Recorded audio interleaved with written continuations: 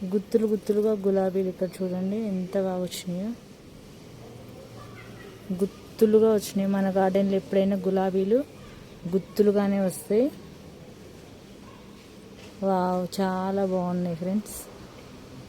ఇలా గుత్తులుగా రావడానికి నేను చెప్తూనే ఉంటాను కదా ఫర్టిలైజర్స్. ఈ బనానా వాడు చూడండి, అప్పటి నుంచి అయితే అసలు ఎప్పుడు ఫ్లవరింగ్ అనేది వస్తూనే ఉంది గార్డెన్లో అయితే. చాలా బాగా బ్లూమ్ అయినాయి, ఇంకెండిపోయి రాలిపోతున్నాయి అన్నీ కూడా. Hello viewers, welcome back to our channel. Please like my video, subscribe to my channel. చిక్కుడు పూత రాలకుండా చిక్కుడుకాయ ఎక్కువ కాయాలంటే ఏం చేయాలనేది ఈ వీడియోలో తెలియజేస్తాను. ఎక్కడ కూడా వీడియోని స్కిప్ చేయకండి. వీటికి ఇవ్వవలసిన పోషకాలు ఏంటి, వీటికి ఎటువంటి ఫర్టిలైజర్స్ ఇవ్వాలనేది కూడా ఈ వీడియోలో తెలియజేస్తాను. మెయిన్ వీటికి ఫ్లవరింగ్ రాలకుండా ఉంటేనే మన కాయలు అనేది గుత్తులుగా వస్తుంటాయి. చూసారు కదా, గుత్తులు గుత్తులుగా ఇక్కడ ఫ్లవర్ అయితే ఇప్పుడే స్టార్ట్ అవుతుంది. బనానా ఫర్టిలైజరు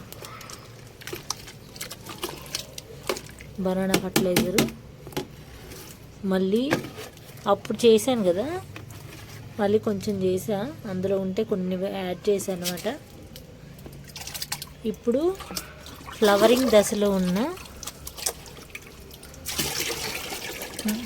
దశలో ఉన్న అన్ని మొక్కలకి ఇవ్వచ్చు. ఇది మట్టికి నేను ఇప్పుడు ఫ్లవర్ దశలో ఉంది కదా, చిక్కుడు మొక్కకి ఇస్తున్నా. ఇలా చిక్కుడు మొక్కకైతే ఇచ్చేస్తున్నాను.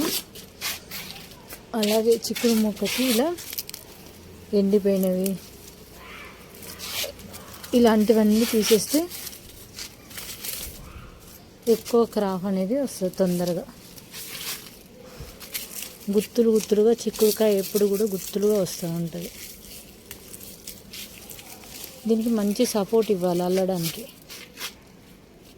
అల్లుకోవాలి.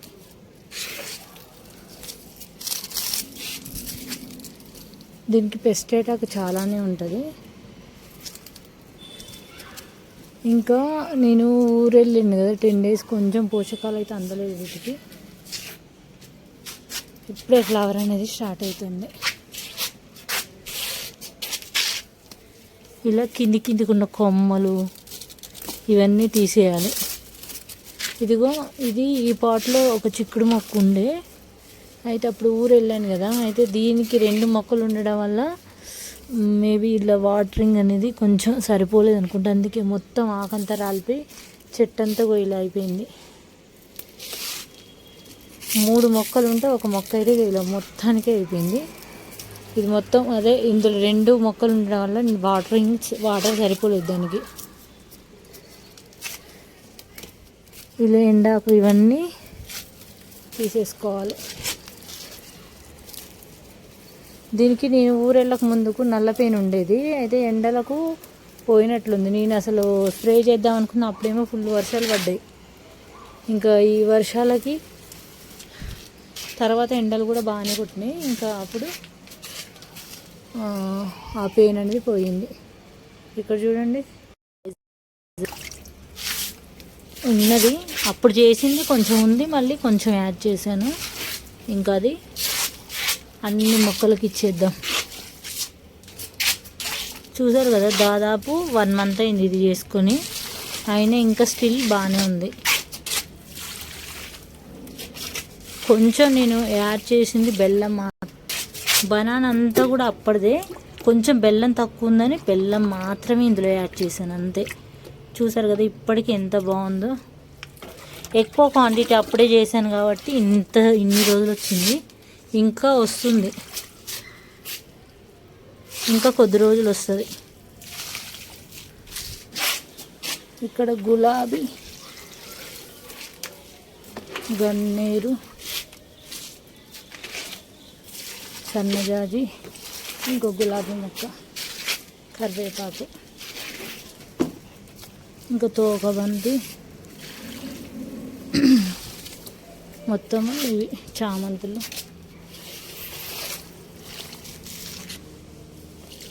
ఇప్పుడు మందార. చిక్కుడు మొక్క ఎక్కువగా కాయాలి అంటే ముందు దాని కిచెన్ వేస్ట్ అయితే మొత్తం ఇలా వేస్తున్నాను. మొక్క ఇక్కడ ఉన్నది మొదలు, నేను మాత్రం ఇక్కడ వేస్తున్నాను. చూడొచ్చు మీరు ఇక్కడ. ఇంత డిస్టెన్స్ అయితే ఖచ్చితంగా ఉండాలి.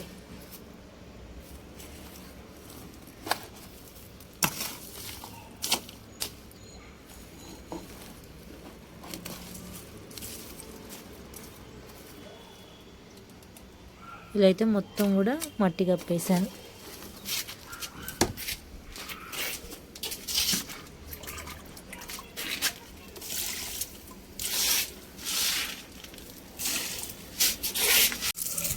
అలాగే ఇక్కడ దీనికి కూడా ఊరెళ్ళినప్పుడు కొంచెం అప్పుడప్పుడు ఒక 2-3 టైమ్సే వర్షాలు పడినాయి.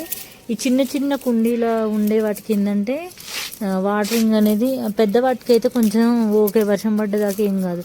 చిన్న వాటిలో ఏంటంటే ప్రాపర్గా వాటర్ అందినప్పుడు ఇలా ఆకులన్నీ ఎండిపోయి రాలిపోతూ ఉంటాయి. చూడండి, ఎండిపోతూ ఉంటాయి. పెద్ద పాట్ అయితే ఓకే, చిన్న పాట్ అయినప్పుడే కొంచెం ప్రాబ్లం. చూసారు కదా, ఇదైతే ఇలా ఉంది. ఇప్పుడు ఈ బంతి పూలు కూడా చూడండి ఎంత బాగా వచ్చినాయి. తోక బంతి చాలా బాగున్నాయి. విరిగా పూసిన డిసెంబర్ ఫ్లవర్స్ చాలా బాగున్నాయి. కానీ ఒక్కడు కూడా కొయ్యట్లేదు అప్పటి నుంచి. క్రీపర్ రోజ్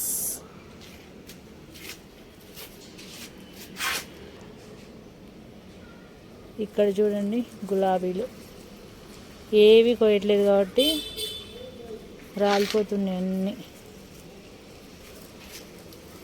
దివాళీ వరకు మళ్ళీ పూస్తాయో లేదో తెలియదు. ఇప్పుడు కొన్ని పనుల కారణంగా నేనేమి కొయ్యట్లేదు అనమాట. అన్నీ కొయ్యకుండా ఉండేసరికి ఇలా పూసి పోతున్నాయి అన్నీ.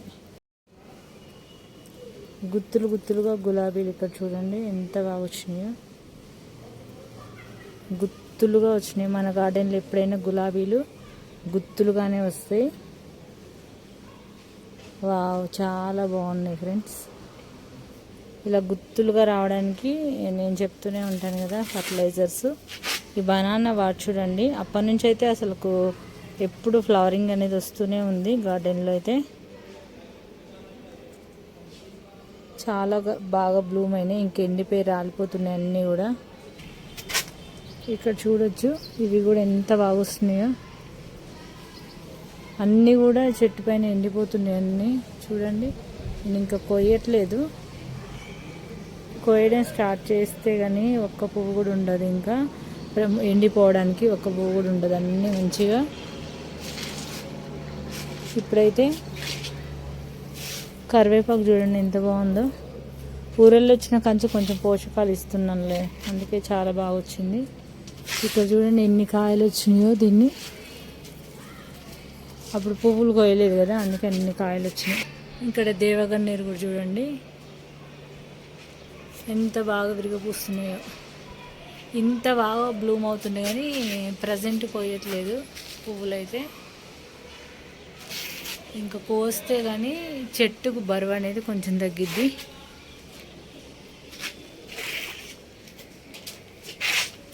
ఇక్కడ చూడండి, మొన్న తెంపాను కదా, అయినా కూడా మళ్ళీ ఎన్ని వచ్చినాయి చూడండి. కొన్ని కోసేద్దాం. ఇలా మొక్క మీద ఉంచడం కంటే కోయటం బెటర్. కొన్ని ఇలా మొక్క మీద ఉన్నా కూడా అన్నీ రాలిపోతూ ఉంటాయి. బాగానే టేస్ట్ ఉంటున్నాయి. ఇంతకుముందు బాగా పుల్లగా అనిపించింది, ఇప్పుడు బాగానే ఉంటున్నాయి. బయట కొనే టమాటాలల్లో అంత పులుపు లేదు కదా, ఇవి మంచిగా ఇవి యాడ్ చేసినాం అనుకో బాగుంటున్నాయి. అయినా మనకు గార్డెన్లో టమాటాలు అయితే బాగానే వస్తున్నాయి, కొనాల్సిన అవసరం లేదు. ఇంకా మన ఊరు వెళ్ళినప్పుడు సీడ్స్ తెచ్చుకుందాం అనుకున్నాను కానీ తేనేలేదు.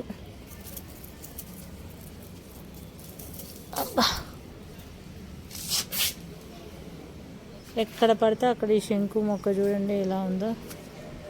ఎంత తీసేసినా ఈ గింజలు పడి వస్తూనే ఉన్నాయి. మొన్న పాలినేట్ చేసిన కదా, పైన ఉంది, వెళ్ళాలి. పైకి వెళ్తేనే కనిపిస్తుంది. కింద నుంచి చూపిస్తున్నా. చూసారు కదా ఫ్రెండ్స్, కొన్ని పనుల వల్ల ప్రాపర్గా నేను అన్నీ షేర్ చేయలేకపోతున్నాను. ఇది ఫస్ట్ రోజు బ్లూమ్ అయిన పువ్వు. ఇప్పటి వరకు ఇట్లనే ఉంది స్టిల్. ఇవైతే బతుకమ్మకైతే చాలా పెట్టారు. ఈసారి ఇంటికి తీసుకెళ్ళి వేయాలి. అమ్మకు బతుకమ్మ కోసం మంచిగా యూజ్ అవుతాయి ఇవి. ఇంత పెద్ద కాడలు ఉంటాయి కదా, ఇక్కడ కట్ చేస్తే బతుకమ్మకి ఇలా పెట్టొచ్చు. అస్సలు వాడిపోవు, ఎంత బాగుంటాయి ఇవైతే. ఇవి అయితే ఎప్పటికీ గార్డెన్లో ఉంచుకోవాలి. చాలా అందంగా ఉంటాయి. పువ్వులు అయితే నెలల తరబడి ఇట్లనే ఉంటాయి. చూసారు కదా ఫ్రెండ్స్. ఈ వీడియో నచ్చితే లైక్ చేయండి, ఛానల్ని సబ్స్క్రైబ్ చేసుకోండి. Thanks for watching.